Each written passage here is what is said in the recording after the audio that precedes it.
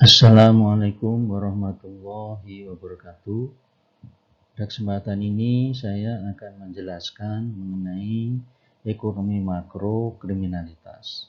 Penjelasan ini merupakan bagian dari pengabdian masyarakat dalam hibah integrasi Tridharma Perguruan Tinggi dengan judul Analisis Kriminalitas Ekonomi dan Efisiensi Teknis Perekonomian untuk peningkatan daya saing dan pertumbuhan ekonomi. Isi dari penjelasan tentang ekonomi makro kriminalitas itu ada 6. Yang pertama adalah pengertian ekonomi kriminalitas. Jadi di sini nanti kita akan membahas berbagai macam definisi dari ekonomi kriminalitas.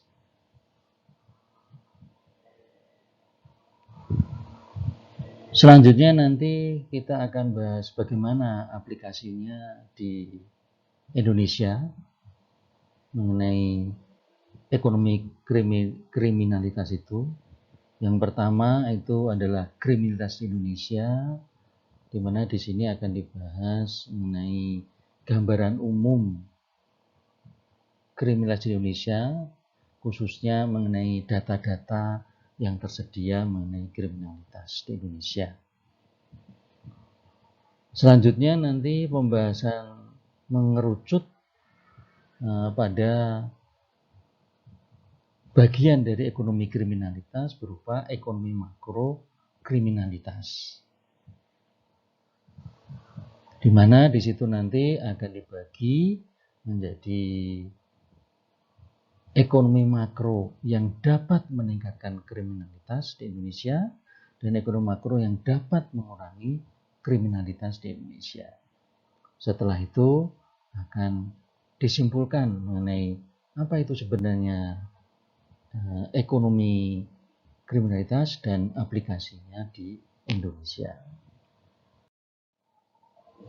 Baik, kita mulai saja pembahasan mengenai ekonomi makro kriminalitas dengan pembahasan mengenai pengertian ekonomi kriminalitas. Terdapat 3 pengertian dari ekonomi kriminalitas dan ini adalah yang pertama. Ekonomi kriminalitas adalah model ekonomi yang membahas dampak insentif pada perilaku kriminal, juga mencari cara yang mungkin untuk menurunkan kejahatan. Model ini sering digunakan untuk menggambarkan penyebab kejahatan dan juga melihat interaksi yang selalu berubah antara penjahat dan tindakan anti kejahatan. Selain itu juga membantu memprediksi dan menjelaskan perilaku yang bersifat kriminal. Ini adalah definisi yang panjang, namun pada intinya yang disebut sebagai ekonomi kriminalitas itu adalah model ekonomi yang membahas dampak insentif pada perilaku kriminal, di mana model ekonomi ini nanti harus bermanfaat untuk menurunkan kejahatan, dapat menggambarkan penyebab kejahatan dan juga dapat melihat interaksi yang dinamis antara penjahat dan tindakan anti kejahatan, dan juga membantu memprediksi dan menjelaskan perilaku yang bersifat kriminal. Sekarang kita akan membahas pengertian ekonomi kriminalitas yang kedua dan yang ketiga. Pengertian ekonomi kriminalitas yang kedua adalah ekonomi kriminalitas atau crime economics atau law and economics adalah cabang ilmu ekonomika yang menitikberatkan analisis ekonomika pada bidang hukum dan regulasi. Nah, pengertian ekonomi kriminalitas ini adalah pengertian yang pendek. Intinya ada 2 hal. Yang pertama, selain disebut dengan ekonomi kriminalitas, di dalam bahasa Inggris kita juga bisa menyebut sebagai crime economics, bisa juga kita itu menyebutnya sebagai law and economics. Nah, fokus yang kedua, fokus dari ekonomi kriminalitas itu adalah analisis bidang hukum dan regulasi. Nah, ini adalah pengertian ekonomi kriminalitas yang kedua. Nah, ada juga di sini pengertian ekonomi kriminalitas yang ketiga. Ekonomi kriminalitas terdiri atas ekonomi mikro dan ekonomi makro kriminalitas. Ekonomi mikro kriminalitas membahas biaya dan manfaat yang menyebabkan pelaku ekonomi melakukan tindakan kriminalitas. Ekonomi makro kriminalitas membahas bagaimana keadaan ekonomi agregat menyebabkan terjadinya tindakan kriminalitas. Ekonomi makro kriminalitas juga membahas bagaimana kriminalitas mempengaruhi keadaan ekonomi agregat. Pembahasan ini bermanfaat untuk menegakkan dan memperbarui hukum dan regulasi.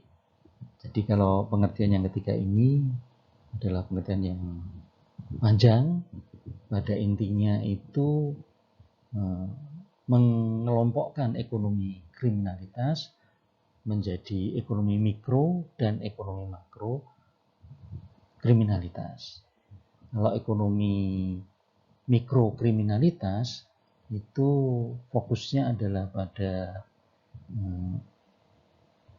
mengapa seorang pelaku ekonomi, baik itu individu maupun perusahaan itu melakukan tindakan kriminalitas. Itu akan sangat tergantung dari biaya dan manfaat yang dirasakan oleh si pelaku ekonomi. Kalau biaya lebih tinggi daripada manfaat, maka pelaku ekonomi itu tidak akan melakukan tindakan kriminalitas. Sebaliknya, kalau biaya itu dirasa lebih kecil daripada manfaat, maka pelaku ekonomi akan melakukan tindakan kriminalitas. Nah, ini adalah ekonomi mikro kriminalitas. Nah, kalau ekonomi makro kriminalitas itu bisa dilihat ada dua hal. Yang pertama itu pengaruh variabel-variabel ekonomi agregat di dalam menyebabkan tindakan kriminalitas. Yang kedua itu pengaruh kriminalitas terhadap variabel-variabel ekonomi agregat. Kesemuanya itu, baik ekonomi mikro dan ekonomi makro kriminalitas itu dibahas dalam rangka untuk menegakkan dan kalau perlu memperbarui hukum dan regulasi. Nah, sekarang kita akan melanjutkan dengan melihat kriminalitas di Indonesia. Jadi di sini di dalam melihat kriminalitas di Indonesia itu pertama kita lihat dulu data kriminalitas di Indonesia. Data tersebut itu bisa diketahui dari statistik kriminal yang dipublikasikan oleh BPS. Nah, contohnya itu ada statistik kriminal 2020. Terus statistik tersebut itu diringkas, ya. Yang ringkasannya itu dapat dilihat pada nanti di websitenya BPS, itu ada subbagian politik dan keamanan yang merupakan bagian dari sosial dan kependudukan. Jadi nanti itu sudah ada, bisa dilihat secara online. Jadi ada alamat yang bisa dituju untuk melihat baik statistiknya maupun ringkasannya. Jadi di situ misalnya untuk statistik kriminal tahun 2020 itu bisa dilihat nanti di masuk ke websitenya BPS, kemudian nanti itu cari publikasi. Nah, nanti kemudian kalau diklik di situ di publikasinya itu nanti dipilih namanya, kemudian tahunnya, kemudian minta ditampilkan, nanti akan muncul statistik kriminal 2020 itu yang bisa di-download. Nah, kalau ringkasannya itu bisa dilihat juga di website. Itu nanti jadi masuk ke bagian sosial dan kependudukan. Jadi diklik sosial dan kependudukan, itu ada di bagian kiri dari websitenya BPS.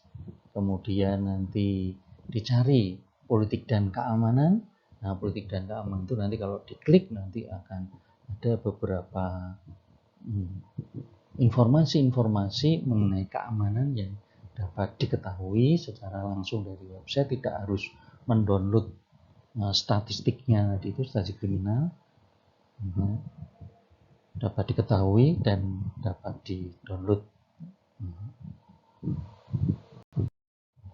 Nah, ini adalah tangkapan layar data kriminalitas Indonesia.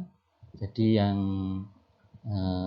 sebelah kiri adalah tangkapan layar statistik kriminal yang ada pada BPS. Kemudian yang sebelah kanan adalah tangkapan layar politik dan keamanan yang ada pada website BPS. Jadi kalau yang untuk statistik kriminal itu, kalau sudah nanti masuk ke websitenya BPS, nanti kemudian bisa mengklik publikasi. Nah, pada publikasi itu nanti akan muncul dua hal yang harus diinput, yaitu pertama adalah tahun dan kemudian kata kunci. Jadi kalau tahun itu misalnya kita masukkan tahun 2020, nah, nanti kemudian kata kuncinya kita masukkan itu statistik kriminal, nah, nanti kemudian akan muncul cover dari statistik kriminal tahun 2020. Nah, kemudian itu bisa kita download. Nah, itu untuk tangkapan layar kalau kita mau mengakses data yang ada pada statistik kriminal.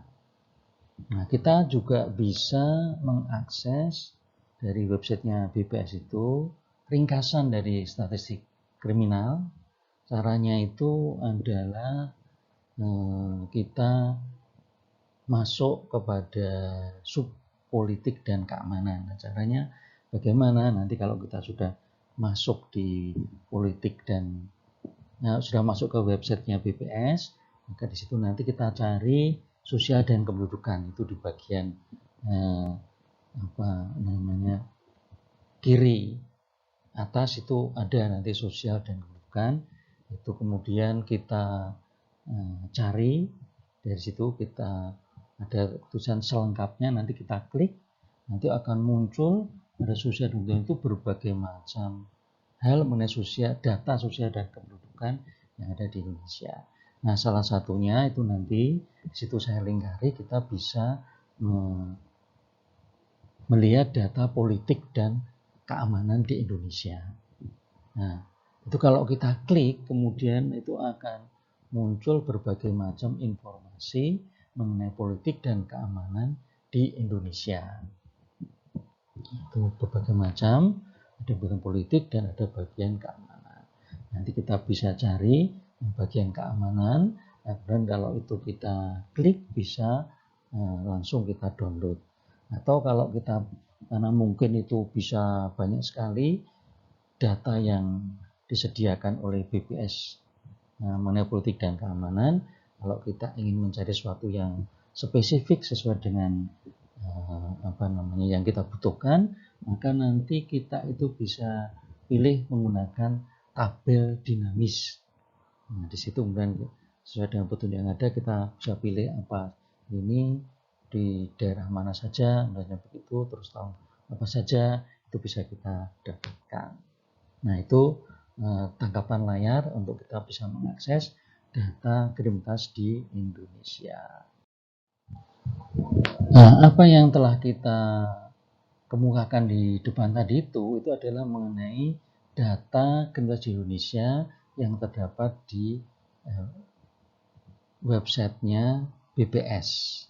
Nah, dari data tersebut sebenarnya bisa kita membuat suatu menggambarkan suatu konsep kriminalitas di Indonesia. Nah, di situ ada 3 konsep yang mungkin itu bisa menjadi suatu hal yang saling berkaitan satu yang dan yang lainnya. Yang pertama itu adalah jenis-jenis dari kriminalitas atau kejahatan. Nah, yang kedua itu adalah ya penggambaran kejahatan atau kriminalitas itu secara umum. Kemudian yang ketiga itu adalah ya, bagaimana dampaknya terhadap kenyamanan yang dialami oleh, yang dirasakan oleh masyarakat. Jadi kalau yang pertama, jenis-jenis dari kriminalitas atau kejahatan itu bisa dibagi menjadi minimal 8. Ada kejahatan terhadap nyawa, ada juga kejahatan terhadap fisik atau badan, ada juga kejahatan terhadap kesusilaan, ada juga kejahatan terhadap kemerdekaan orang, ada juga kejahatan terhadap hak milik atau barang, ada kejahatan terkait narkotika, ada kejahatan terkait penipuan, penggelapan, dan korupsi, dan ada kejahatan terhadap ketertiban umum. Jadi di sini kriminalitas itu bisa digambarkan melalui jenis-jenis kejahatan. Kriminalitas di sini juga bisa digambarkan dalam bentuk yang umum.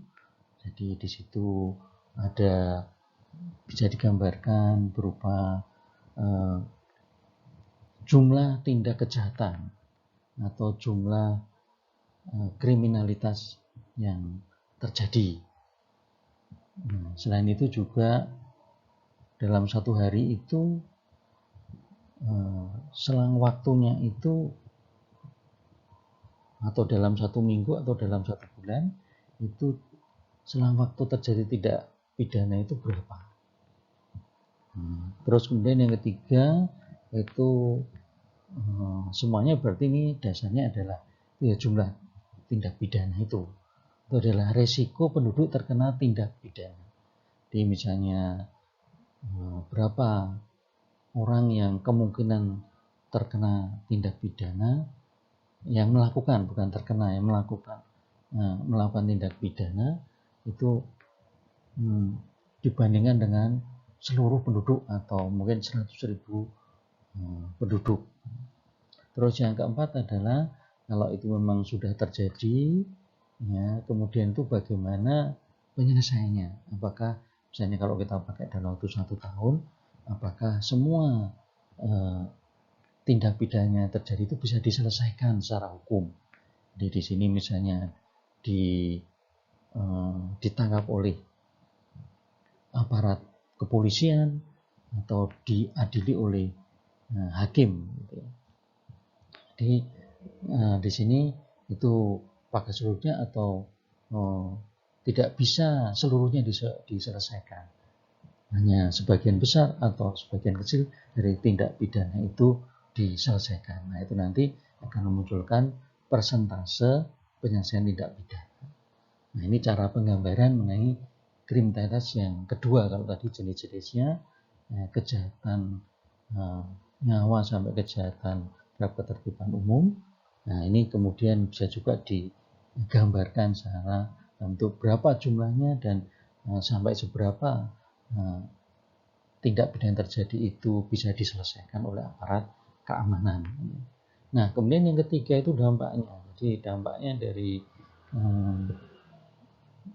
kriminalitas yang terjadi di Indonesia itu adalah apakah seseorang dalam suatu masa itu merasa nyaman terhadap lingkungannya. Jadi kalau dia di lingkungan sendiri itu berjalan, itu dia merasa aman atau tidak, gitu ya. Nah, itu adalah konsep kriminalitas di Indonesia. Nah, di sini nanti kita tidak bisa membahas seluruhnya.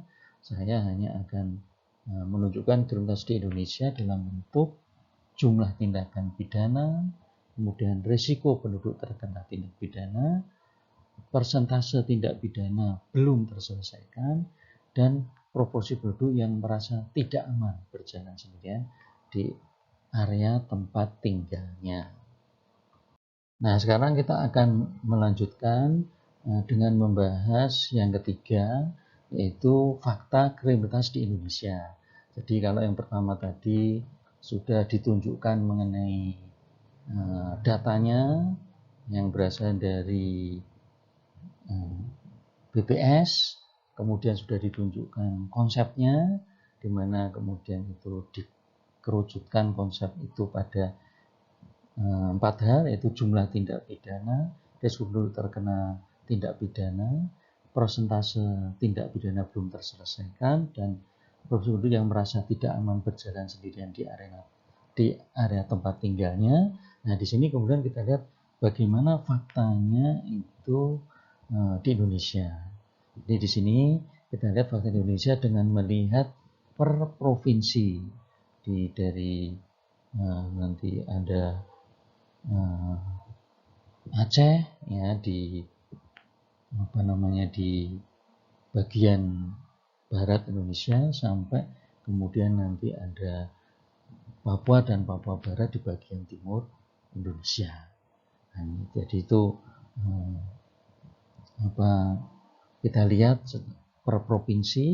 Yang kita lihat per provinsi itu adalah berkaitan dengan tindak pidana, risiko penduduk terkena tindak pidana, kemudian tindak pidana belum terselesaikan, dan proporsi penduduk yang merasa tidak aman berjalan sendirian di area tempat tinggalnya. Kemudian juga itu kita gabungkan nanti ya tempatnya. Jadi di situ pada setiap yang kita cermati dari kriminalitas Indonesia itu kita buat nanti rankingnya. Misalnya saja kalau jumlah tindak pidana itu Aceh itu, nah itu ada jumlahnya.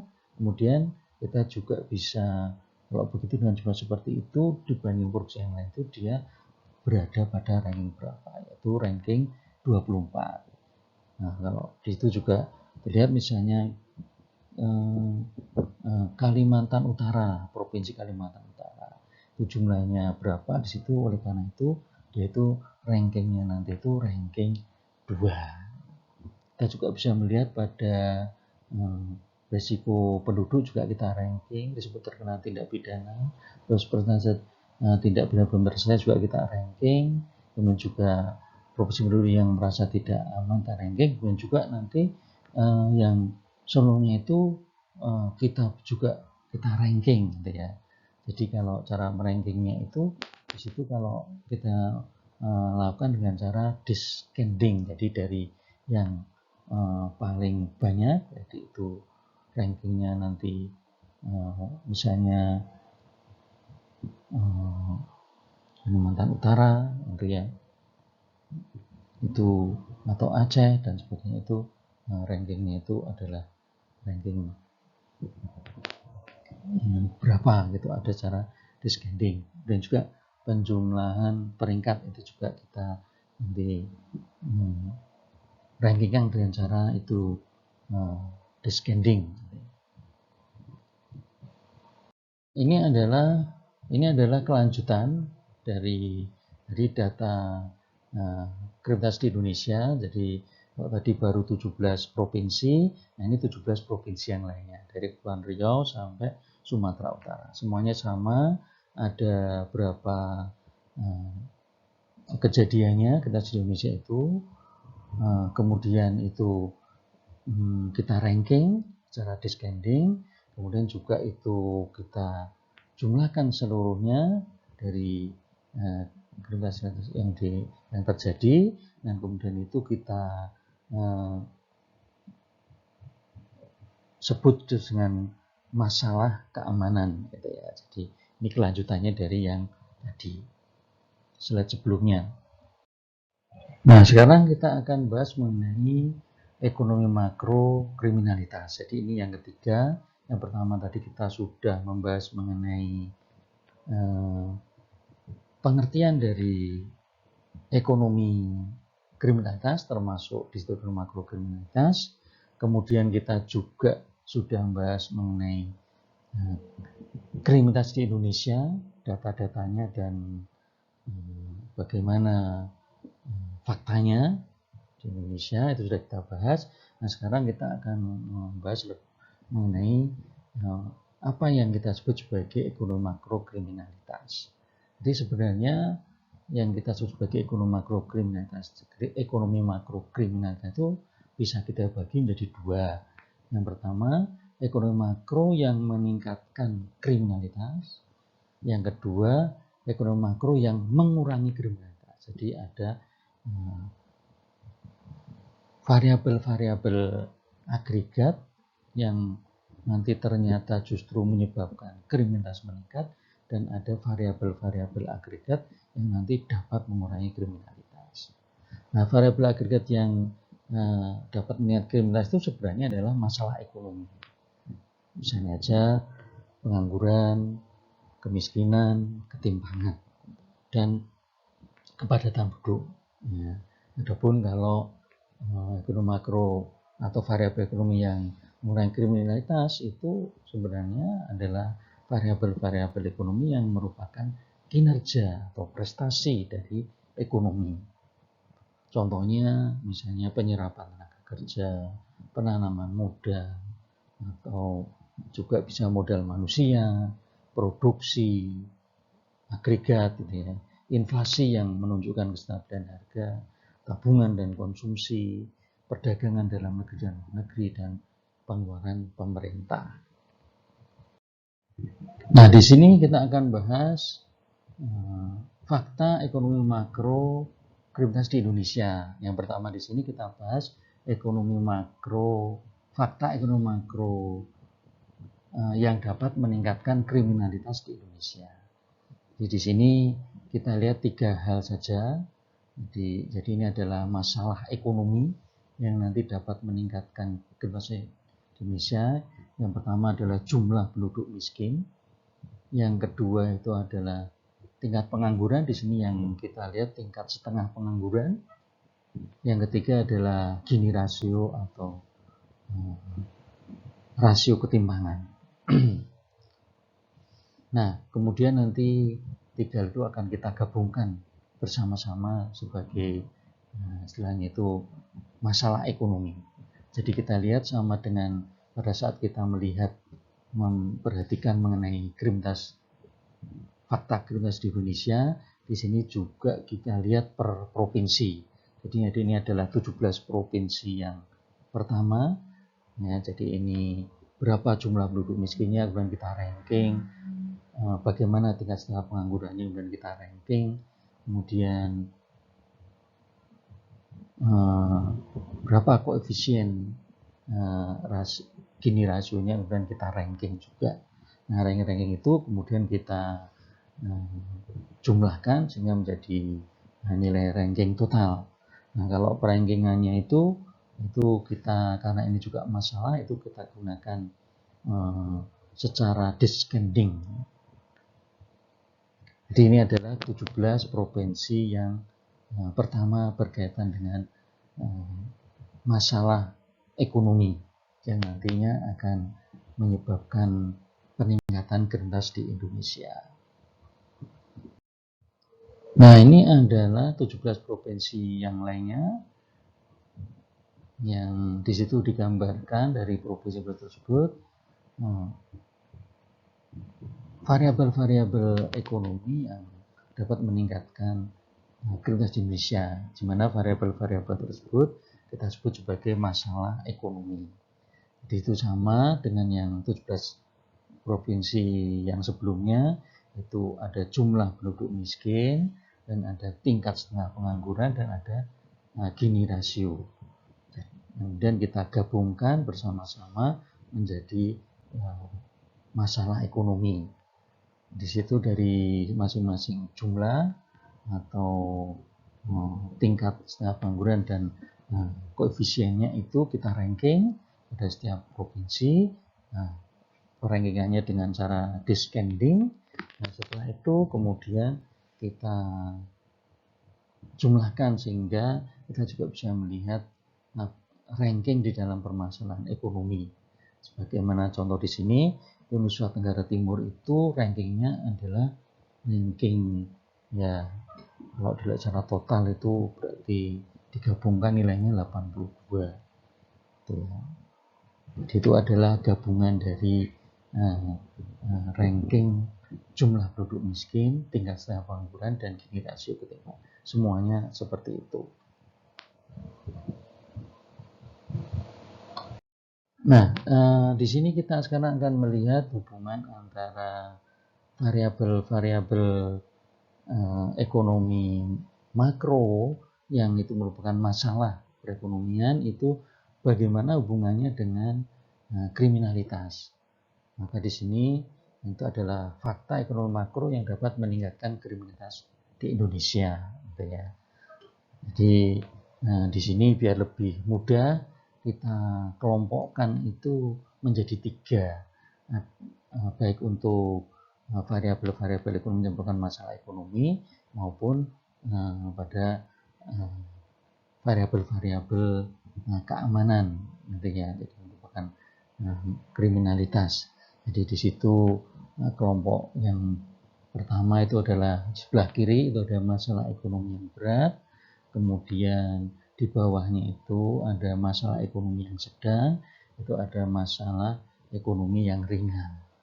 Nah, kalau di sebelah kanan itu ada masalah keamanan atau kriminalitas yang berat, ada masalah keamanan yang sedang, dan ada masalah keamanan yang ringan. Jadi di sini nanti hubungannya itu seiring, gitu ya. Jadi kalau masalah ekonomi meningkat, maka masalah keamanan juga akan, atau masalah ekonominya tinggi, maka masalah keamanannya juga akan tinggi. Sebaliknya kalau masalah ekonominya itu ringan, maka nanti masalah keamanannya juga ringan. Nah, kita lihat faktanya itu terjadi pada beberapa provinsi.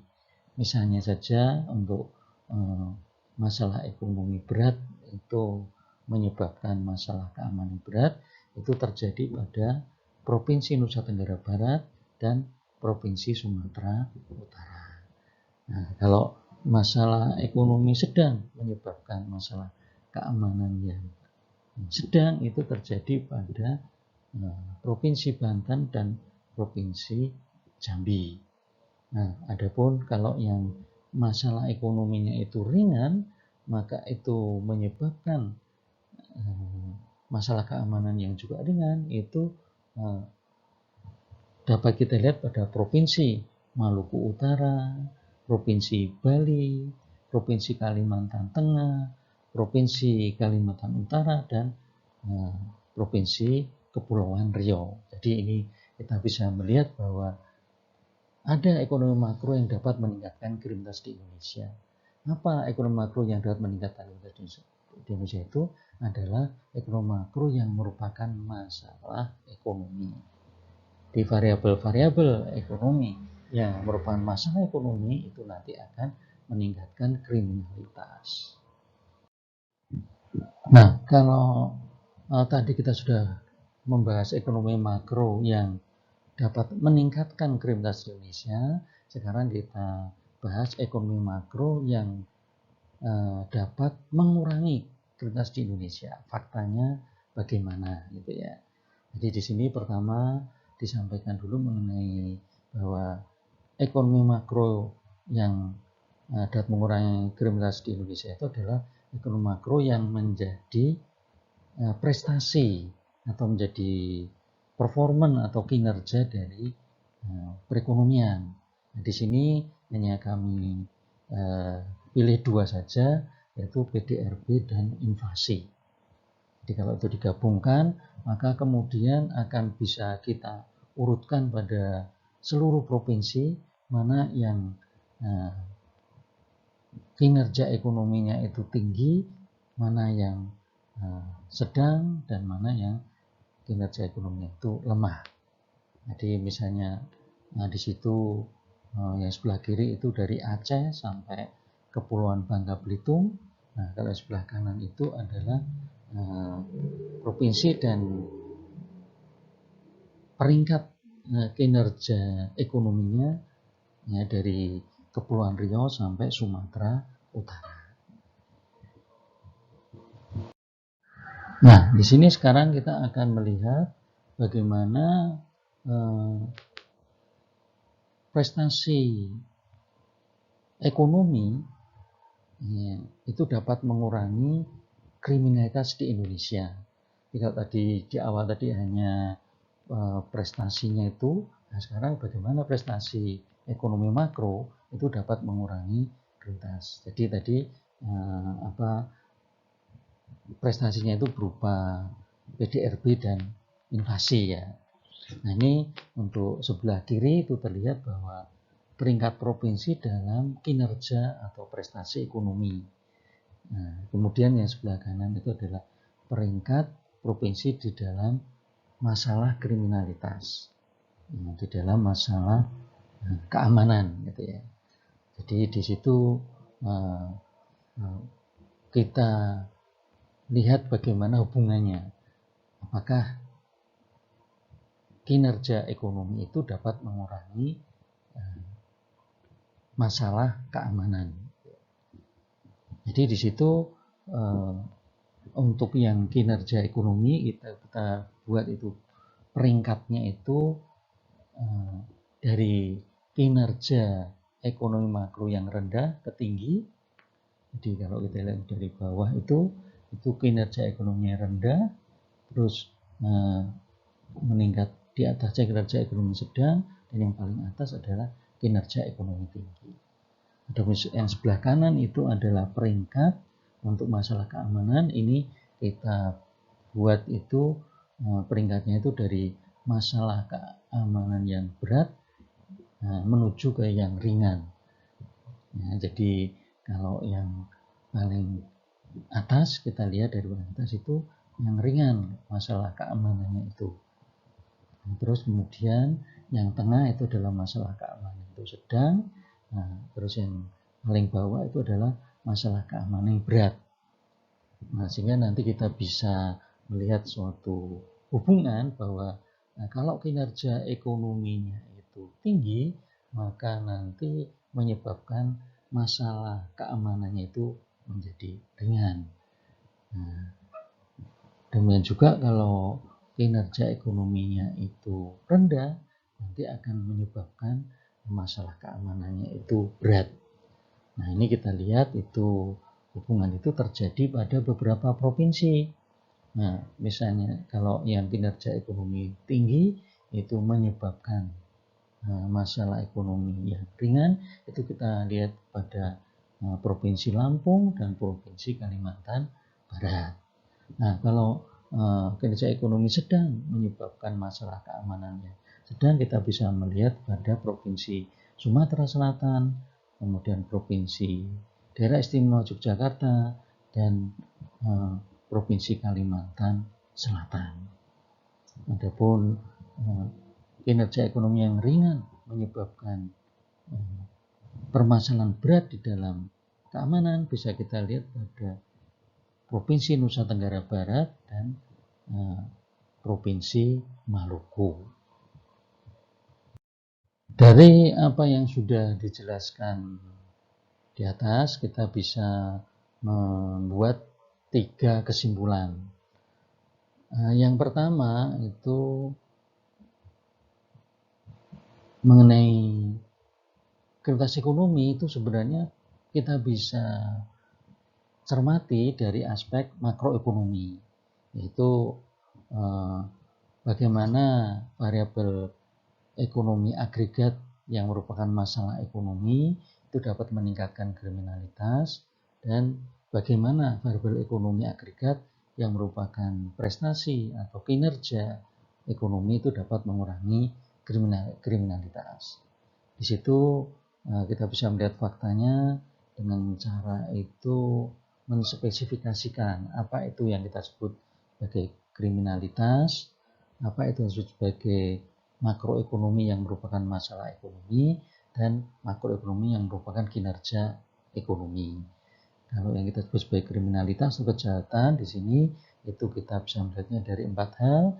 Yang pertama adalah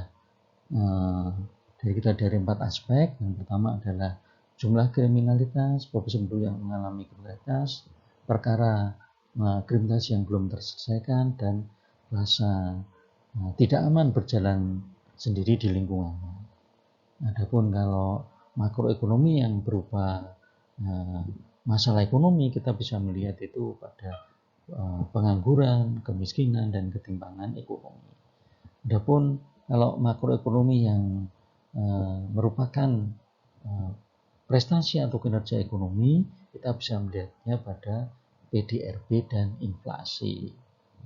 Nah, kesimpulan yang kedua yang dapat kita ambil itu adalah tentang bagaimana variabel ekonomi agregat itu meningkatkan kriminalitas. Jadi sebagaimana tadi juga sudah kami sampaikan, itu variabel ekonomi agregat yang meningkatkan kriminalitas itu adalah variabel yang merupakan masalah ekonomi. Jadi kalau masalah ekonominya itu tinggi, maka nanti juga bisa berpotensi untuk meningkatkan masalah kriminalitas. Nah, kalau logikanya bagaimana? Logikanya itu, jadi kalau masalah ekonomi besar itu seolah-olah ini memberi sinyal bahwa aktivitas kriminalitas itu memberi manfaat yang banyak, sehingga orang nanti jika biaya kriminalitas itu dirasakan tetap, maka nanti orang itu akan melakukan aktivitas kriminalitas, sehingga nanti aktivitas kriminalitas jadi meningkat, gitu ya. Sehingga di sini bisa kita lihat bahwa masalah ekonomi yang besar itu nanti akan menyebabkan aktivitas kriminalitas yang meningkat. Gitu. Nah, ini sudah kita lihat contohnya itu pada beberapa provinsi, misalnya itu pada Aceh, Nusa Tenggara Barat, Sumatera Utara, dan Jawa Timur, di mana di situ masalah ekonomi yang tinggi menyebabkan kriminalitas yang juga tinggi. Terus juga bisa terlihat pada Provinsi Bengkulu, Banten, dan Jambi, di mana di situ masalah ekonominya itu pada level sedang, maka kriminalitasnya itu juga sedang. Terus terlihat juga pada Provinsi Maluku Utara, Bali, Kalimantan Tengah, Kalimantan Utara, dan Kepulauan Riau, di mana di situ masalah ekonomi yang rendah itu menyebabkan kriminalitasnya juga rendah. Adapun kesimpulan ketiga yang dapat kita ambil itu adalah adanya variabel-variabel ekonomi agregat yang dapat mengurangi kriminalitas. Jadi variabel ekonomi agregat tersebut merupakan kinerja ekonomi agregat. Jadi kalau kinerja ekonomi agregatnya bagus, maka nanti akan menyebabkan kriminalitas berkurang. Logikanya bagaimana? Jadi kalau kinerja ekonomi bagus, itu memberi sinyal kepada para pelaku ekonomi bahwa aktivitas non-kriminalitas itu memberi banyak manfaat. Jadi manfaatnya itu semakin tinggi. Nah, sehingga jika nanti itu biaya kriminalitas itu tetap, maka akan menyebabkan aktivitas kriminalitas itu menjadi berkurang. Nah, itu kita bisa melihat contohnya itu di Lampung dan Kalimantan Barat, di mana situ kinerja ekonominya itu bagus, maka menyebabkan kriminalitasnya itu rendah. Kalau di Sumatera Selatan dan DIY dan Kalimantan Selatan, maka kinerja ekonominya itu sedang, itu menyebabkan kriminalitasnya juga sedang. Adapun di Nusa Tenggara dan Maluku, kinerja ekonominya buruk, itu menyebabkan kriminalitasnya itu tinggi. Nah, demikianlah yang bisa saya sampaikan berkaitan dengan makroekonomi kriminalitas. Moga-moga ada manfaatnya buat kita semuanya. Assalamualaikum warahmatullahi wabarakatuh.